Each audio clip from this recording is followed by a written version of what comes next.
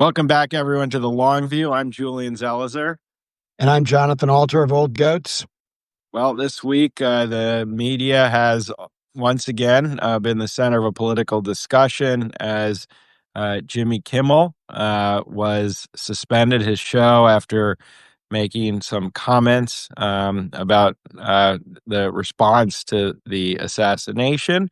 And for this week, John and I thought we'd go to another country to think about a then that is relevant. And in 2000, in Russia, it turns out that Vladimir Putin was upset about a political satire with puppets called Kulki, which was a widely viewed show, and they parodied political leaders, including him, and he became quite upset.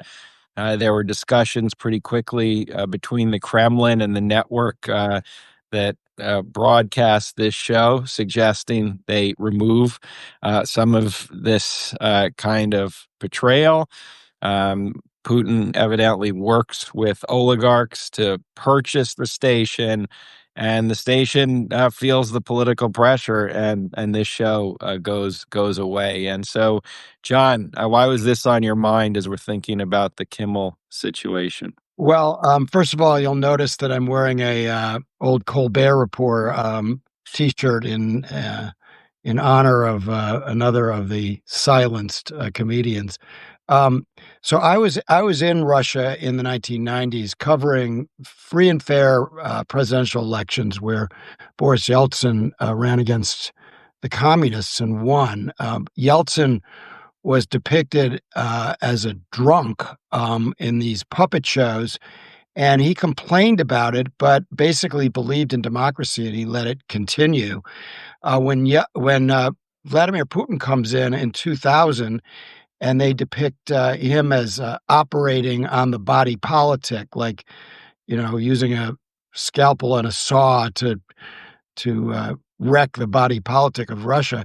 He didn't respond kindly to that, and he, as you said, he got these comedians off the air, and then he took over all of the various networks and newspapers that might criticize him. He got the oligarchs to do it, and then not too many years later, he started killing journalists. So I'm not saying that we're going to have dead journalists, although it's possible that somebody from MAGA could take a shot at a critic. I think that's quite possible. But we are otherwise seeing a replay of the Putin playbook. So Putin did this to the media. Then Orban in Hungary went for the same strategy. It's not all at once. Actually, Trump is doing it faster. In Russia and Hungary, they did it more slowly, but they eventually eliminated free expression in their societies.